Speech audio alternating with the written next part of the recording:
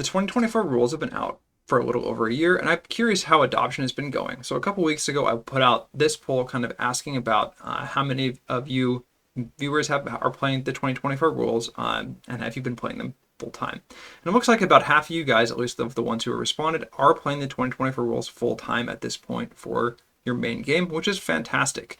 However, as for myself, I am currently in this group where I have only recently gotten to play with them for the first time.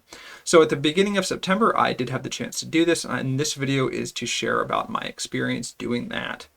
So, we're going to talk about what I learned from my first time playing the 2024 rules. So our agenda for this video, I'm going to talk about what I did, some general takeaways, a little bit more specifics on the characters I played, and then kind of a conclusion. If you're new here, my name is Nathan. I make these videos about Dungeons & Dragons 5th edition, typically once a week or so. I know my summer has been busy, so my upload schedule has been delayed. But yeah, let us dive in and talk about what it was like for me to play the 2024 rules for the first time. So what I did. So back at the beginning of September, I attended Rose City Comic Con, which is in Portland, Oregon. And while I was there, I played a couple of Adventurers League one-shots. So I live in Oregon. It's kind of a local thing. I go like once a year with friends. This was my second time going. As for the Adventure League itself, it's kind of like a big West Marches type game. You can use the same character across different sessions. They have kind of a unified rule set for character creation and that kind of thing. And so you can play at different tables with different DMs and bring your character so long as you have a log and that kind of thing. For playing a convention, they're not super strict about tracking your character or your log or that kind of thing. But while I was here, I got to play 2 games, one with a level 4 Moon Druid and one with a level 2 Fighter Warlock, and I will share more about that in a little bit. Additionally, I ran a slightly modified version of Dragons of Stormwreck Isle for 3 friends of mine. This is the adventure that's included with the 2014 starter set, and we did play this under the 2014 rules, and we went from level 1 to level 4. So playing kind of both rules in the same level range gave me a good like snapshot in my head of just a good point of comparison for both things. So to just some general takeaways from my overall time. So the first thing is that marshals and casters at low levels. So marshals, and you may know this, they generally do much higher damage than casters, especially single target and sustain kind of overall at these low levels. So we're talking level 1, level 4, that kind of a deal. The weapon masteries from the 2024 rules give an even bigger advantage to marshals here. Like Vex and Nick and the new improved dual wielding basically gives marshals extra attack from level 1 as soon as they have masteries. And cantrips generally kind of tickle. Like a cantrip will maybe do like 4.5, 5.5 damage on average, and the marshal is hitting multiple times for like 7 to 8 points. Eldritch Blast plus Hex and maybe Invocations can kind of keep up, but not so much. And you know, the other thing here is casters are limited by their very small amount of spell slots at low levels, which can be a big deal. Going into that, the best use of a caster spell slots, at least that I generally found here, this kind of backs up my own theory, is concentration spells. So typically support spells like Bless or ongoing spells like Flaming Sphere can be very powerful at early levels, and it can be a lot more efficient on the caster's spell slots, especially if you play more than one combat encounter per long rest, which pretty much all of these sessions that I was in or ran basically did.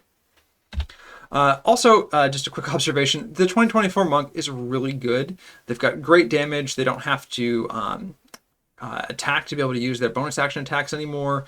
And the new Deflect Attacks feature is very powerful. It has a minimum damage reduction of 7, assuming you have a 16 dex when you get it. One of the players in one of the games I played was playing a monk, and he was a bit reckless and ran ahead and did things that would generally have been considered pretty stupid. And he was able to get away with it because even though he got hit, he was able to reduce the damage to 0 or very small numbers because of the strength of Deflect Attacks. Another thing here is that I found that the short rest classes are generally much better off. So the 2024 rules gave things like druids and clerics and paladins more charges for short rest resources like their Channel Divinity or their wild shapes in exchange for not recovering all of those charges on a short rest. Additionally, most classes that have short rest based resources like the fighter or the monk. Well, not the fighter, but the monk and the warlock in particular got ways to replenish their short rest resources without taking a short rest, and they can do this once per long rest. So one of the big things here is that short rest classes generally are not as badly punished if you don't take short rests. And for the Adventurers Leagues game that I've played, not only at this convention, but last year as well, we would typically do 3 to 5 combat encounters without taking any rests at all. So being able to get back some resources and made it so it didn't feel as bad to play a class that has short rest-based resources. Additionally, we also saw the new improved Barbarian Rage, able to sustain with a bonus action for the full 10-minute duration. It meant that our Barbarian player in one of those sessions, I think they only used one rage charge the entire time because they were just able to maintain it because the actual in-world duration wasn't really that long. All right, as for my specific experiences, I'm going to share a little bit about the couple characters that I played. So the first one was my Moon Druid. One of the things I've been wanting to try out with the 2024 rules was how the new Moon Druid felt. And I played this same character actually under the 2014 rules as a Moon Druid last year. So this was a cool way to kind of compare how the two different versions of the Moon Druid felt, because the Moon Druid got a lot of changes under the 2024 rules, not only to their subclass, but also just the way Wild Shape in general works. And I found I really liked the way the 2024 Moon Druid felt. They have a lot better AC now. It's 13 plus your wisdom modifier. You can cast your subclass spells while in wild shape. So there's a lot more to your wild shape in combat than just running around hitting things with your claws. I was able to cast Moonbeam and ranged cantrips and that kind of thing. And I used Cure Wounds on my allies, which is also improved and much better. I used a different option than the ones you would use under 2014. The Lion under 2024 is pretty darn good under this level range. It's fast, it has pack tactics, it has a multi-attack. I think the only thing that you really miss is the hit points. The 2014 Moon Druid gets an absurd amount of hit points when it wild shapes, but the new one gets 3 times your Druid level instead, which, you know, is like 12 versus like the 37 I would have or something like that before. But honestly, the amount of hit points you have as a 2014 Moon Druid is honestly pretty OP, and I felt the new one, it's a lot better and more versatile, and I actually think more fun to play, at least at these low levels, and I think it's better balanced. Now, the other character I played was a level 1 fighter warlock. I picked a Dragonborn because I had the mini. You can see him up on the screen there. And I was playing a slightly modified version of my 2024 Fiend Knight 2.0 build, and I'll link a card to that up there if you want to check that build out. But basically, this build, long term, it wants to go into Great Weapon Master with a polearm, but the low-level version of the character wants to dual wield because Vex and Nick is super powerful in the early game. So normally, you know, you'd see people recommending like short sword and scimitar. However, I went with the hand axe and the dagger. This still gives me Vex and Nick, but importantly, both of these weapons have the thrown property. So I have a ranged option, and I had a bunch of these in my backpack, so I didn't have to worry about chucking them and not having my weapons. So it's a minor damage loss. I think it's a D4 versus a D6 on the offhand in exchange to get that ranged option. Now, the damage output of this character was pretty absurdly high, especially when I was able to cast Hex. This character, even though they were level 2 and didn't have a feat, did way more damage overall than my Moon Druid did, although she was still pretty solid. His single target damage was pretty bonkers. An additional thing here, even though this character eventually goes Blade Pact, now that all of the pacts are invocations, you can have more than one pact. And so this character actually begins with Chain Pact to get an invisible imp, and we use the alert feat. Now, what this does is when the imp is invisible, it has advantage on initiative. It has a 17 dex, so it's got a +3. So I get to basically roll 3 times for initiative, twice for my imp with advantage thanks to being invisible, and once for myself, which is a meager +1. But a lot of the time I would swap with my imp, and I would tend to go first even though I had a -1 dex. And that combo is very powerful if you want to go first on initiative, especially if you have a character like this one that has a dump dex score. And then the invisible imp can also take the help action once per round to give somebody advantage. It could be you, it could be an ally. And I found this character overall very powerful, very fun. I'm probably going to be playing that character next year. If I focus on one, I'll kind of shelf the Moon Druid. Now, talking about Dragons of Stormwreck Isle, it was a blast to run this module. It's kind of the first time I personally had run a pre-written module. Most of the time when I DM, I do like things that I've homebrewed. So this was fun and kind of a chance to see how their adventures are written. So things here, the first thing I learned is that, or had driven home really, was that zombies, when your party doesn't have the tools that counter them, are very threatening. Now, one of the things here that led into this, so as you probably know, the weaknesses of the zombies undead fortitude feature is mainly radiant damage. However, I let my players build their own characters rather than use the pre-generated ones, although one of my 3 players did pick the pre-gen wizard. But we did have a cleric, but the cleric didn't have any radiant damage, and then our 3rd player character was a barbarian.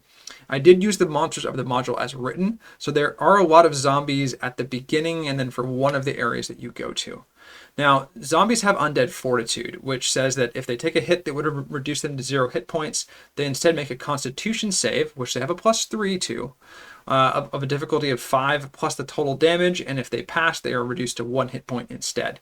And this made the zombies ridiculously tough to kill. I think the zombies overall lasted longer than the final boss of the campaign did. There was, I think, a combat where a zombie passed 5 consecutive saves and he was pretty much unstoppable.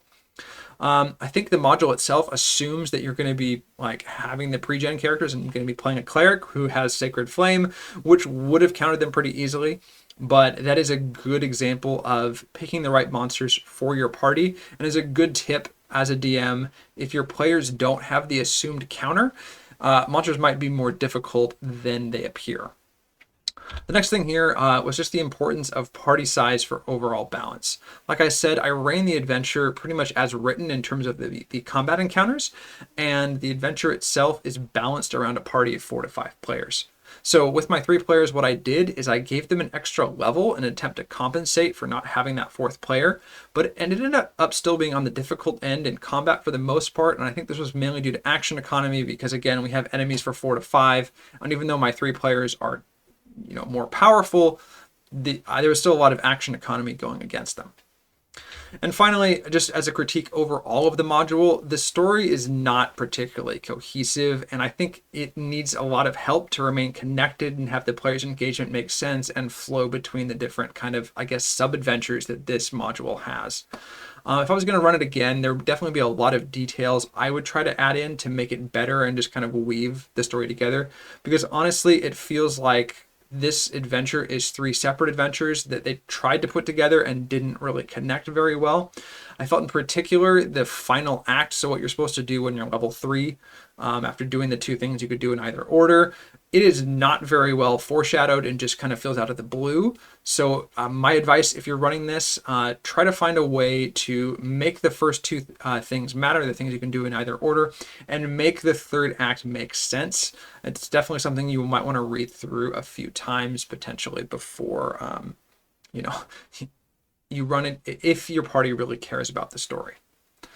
All right, so to conclude, I think overall the 2024 rules are generally an improvement, at least in my opinion. There's a lot of pain points that have been addressed, like the short rest class resource thing when you don't short rest. And overall, I feel like it does make the game feel fresh and fun, even though, this iteration of 5th edition has been around since 2014. Now, should you make the swap? While the changes are an improvement, again, in my opinion, I don't think you need to be in any hurry. Many groups, including my own, are still playing with the 2014 rules for the most part, and honestly, the differences between them, it's not super significant. So if you know how to play 2014 5e, you shouldn't really have that difficult of a time making the swap over to 2024.